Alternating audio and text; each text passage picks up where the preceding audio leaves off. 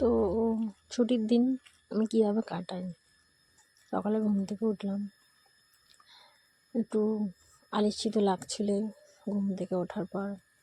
যাই হোক, সকালের ডিউটি সেটা তো করতেই হবে। যেমন সকালের ডিউটি বলতে বিছানা গোছানো, মশারি টাঙানো হয়, আমাদের মশারিটা তোলা, পাই টু পাই ভাঁজ করতে হয়। মশারি ভীষণ বিরক্তকর কাজ এটা। যাই হোক, করতে তো হয় আমাকেই, শুধু ছুটির দিন বলে না, এটা রোজকারই কাজ।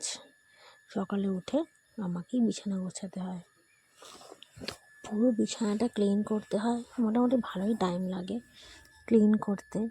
তাও বিছানাটা পরিষ্কার পুরো বিছানা পরিষ্কার করে একটু ভালো করে বিছানায় টান করতে হয়, যেহেতু আমরা ঝাঁটা দিয়ে টান করি। বিছানাটা পুরো পরিষ্কার, আমার মা আবার পরিষ্কার চায়, বিছানা একদম টান ঝাঁটা দিতেই হয়। তারপর দেওয়ার পর বিছানা গোছানো হয়ে যাওয়ার পর আমার ঘর ঝাড় দেওয়া কাজ থাকে।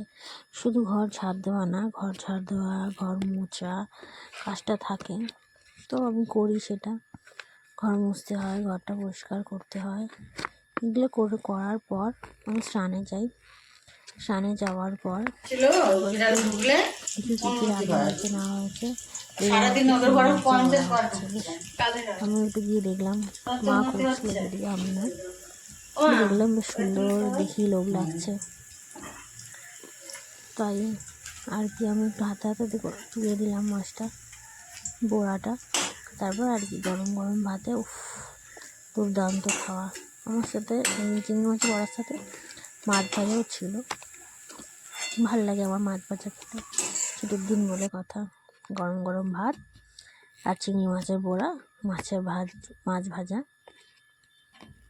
আর একটু ডাল হলেই হয়ে যাবে, শীত বলে কথা। বাইরে বিশাল ঠান্ডা। তারপরে কি একটুখানি বিকেলে ছুটির দিন গেছিলাম অগ্নিমলটা আবার